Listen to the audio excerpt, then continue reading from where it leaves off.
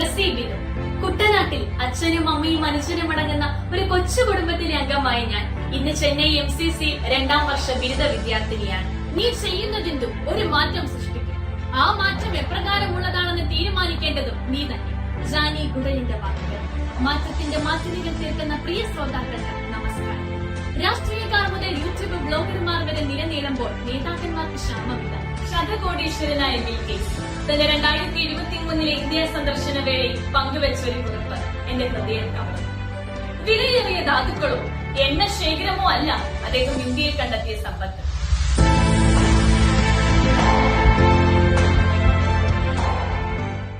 നമസ്കാരം.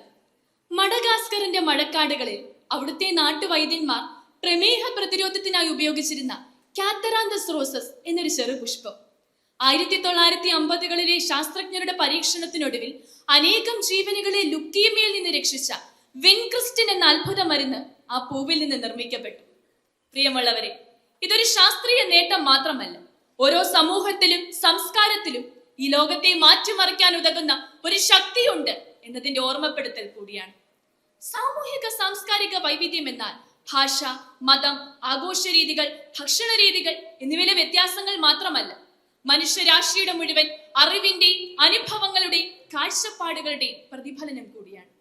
എന്നാൽ ഈ ഡിജിറ്റൽ യുഗത്തിൽ ഈ സാമൂഹിക സാംസ്കാരിക വൈവിധ്യങ്ങൾക്ക് പ്രസക്തി ഏറുന്നുണ്ടോ? തീർച്ചയായും. ഒരു താക്കോൽ കൊണ്ട് എല്ലാ വാതിലും തുറക്കാനാകില്ലെന്നതുപോലെ കാലാവസ്ഥാ വ്യതിയാനം, മഹാമാരികൾ എന്നിവയുടെ നീരാളി വലയത്തിൽ അകപ്പെട്ടിരിക്കുന്ന ലോകത്തിന് ഇന്ന് ആവശ്യം ഒരൊറ്റ പരിഹാരമല്ല, പല ചുറ്റുപാടുകളിൽ പരീക്ഷിച്ച് വിജയിച്ച, പല മനസ്സുകൾ രൂപം നൽകിയ വ്യത്യസ്തമായ പരിഹാരങ്ങളാണ്. റോബർട്ട് അലൻ ആർത്തർ നിരീക്ഷിച്ചതുപോലെ സമാധാനപരവും സുസ്ഥിര വികസിതവുമായ ഒരു ലോക നിർമ്മിതിക്കുള്ള മികച്ച മാർഗം ഈ ലോകത്തിൽ നിലനിൽക്കുന്ന വൈവിധ്യങ്ങളെ ഉൾക്കൊള്ളുക, അംഗീകരിക്കുക, സംരക്ഷിക്കുക എന്നതാണ്.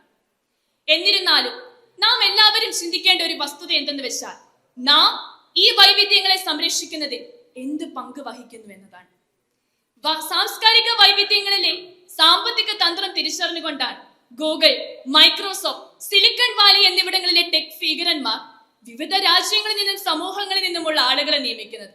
കാരണം വ്യത്യസ്ത പശ്ചാത്തലങ്ങൾ എന്നാൽ വ്യത്യസ്ത ആശയങ്ങൾ, വ്യത്യസ്ത വീക്ഷണങ്ങൾ, വ്യത്യസ്ത പരിഹാര മാർഗങ്ങൾ എന്നുകൂടി അർത്ഥം. സാമൂഹിക സാംസ്കാരിക വൈവിധ്യം ലോക സഞ്ചാരികളെ ആകർഷിക്കുന്നത് വഴി പുത്തൻ തൊഴിൽ സാധ്യതകളും പ്രാദേശിക ഉൽപ്പന്നങ്ങളുടെ വിപണിയും വർദ്ധിക്കുന്നു. സാംസ്കാരിക വിനിമയത്തിലൂടെയും മനസ്സിലാക്കലിലൂടെയും ആഗോള സഹകരണത്തിലേക്ക് മറ്റൊരു വാതിൽ കൂടി തുറക്കപ്പെടുന്നു. ഇന്ന് യുവാക്കളുടെ ഹരമായി മാറിക്കൊണ്ടിരിക്കുന്ന ദക്ഷിണ കൊറിയയിലെ K-പോപ്പ് സംസ്കാരം ഒരു വിനോദം എന്നതിലുപരി $ദശലക്ഷം വ്യവസായമായി മാറിക്കൊണ്ടിരിക്കുകയാണ്.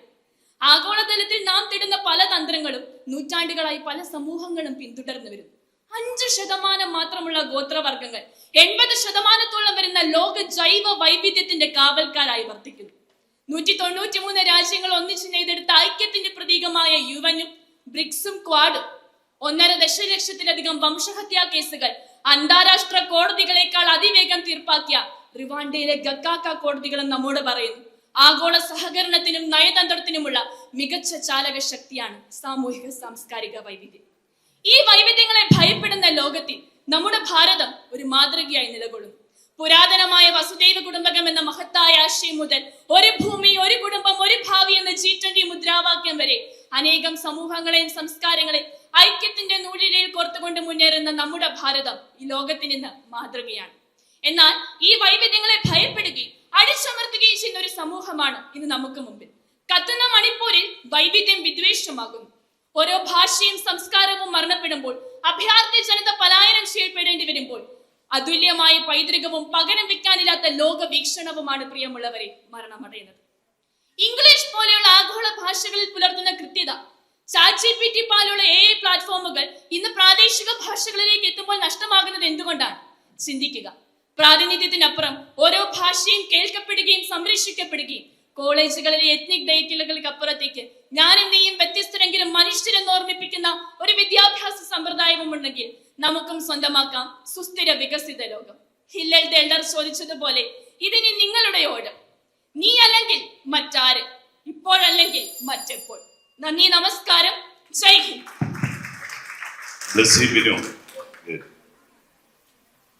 ആഘോഷങ്ങൾ സംസ്കാരത്തിന്റെ ഭാഗമാണല്ലോ അല്ലേ?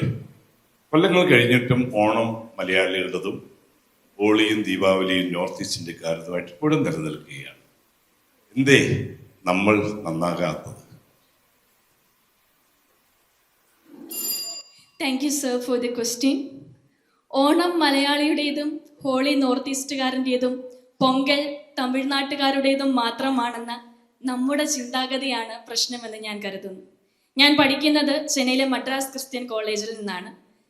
കേരളീയരും തമിഴ്നാട്ടുകാരും നോർത്ത് ഈസ്റ്റിലെ വിവിധ സമൂഹങ്ങളും ചേരുന്നതാണ് എൻ്റെ ക്ലാസ്. പക്ഷേ കഴിഞ്ഞ 2 വർഷങ്ങളിലും ഞങ്ങൾ അവിടെ ഓണം ആഘോഷിച്ചു, ഹോളി ആഘോഷിച്ചു, പൊങ്കൽ ആഘോഷിച്ചു. ഇത് 3ഉം പല നാട്ടുകാർ ഒന്നിച്ച് ചെയ്ത ഒരു പ്രവൃത്തിയായിരുന്നു, ഒരു ആഘോഷമായിരുന്നു. നമ്മൾ നമ്മുടെ ഐഡന്റിറ്റിയെ കാണുന്നത് ഒരൊറ്റ ലെയറിലാണ് എന്നതാണ് പ്രശ്നം. നമ്മുടെ ഐഡന്റിറ്റി എന്നത് പറയുന്നത് നമ്മുടെ നാട്, നമ്മുടെ സംസ്ഥാനം, നമ്മുടെ രാജ്യം, നാം ആയിരിക്കുന്ന നമ്മുടെ കുടുംബം എന്നിവ ചേർന്നത് കൊണ്ട് ഈ ഐഡന്റിറ്റികളിലെ പല ലെയറുകളിൽ നിന്ന് ഒരു ലെയർ എന്ന ഓണത്തെ മാത്രം, ഹോളിയെ മാത്രം നമ്മൾ തിരഞ്ഞെടുക്കാൻ നിർബന്ധിതരായി മറ്റുള്ളവയെ അവഗണിക്കാൻ നമ്മൾ ഫോഴ്സ് ചെയ്യപ്പെടുമ്പോഴാണ് പ്രശ്നമെന്ന് ഞാൻ കരുതുന്നു.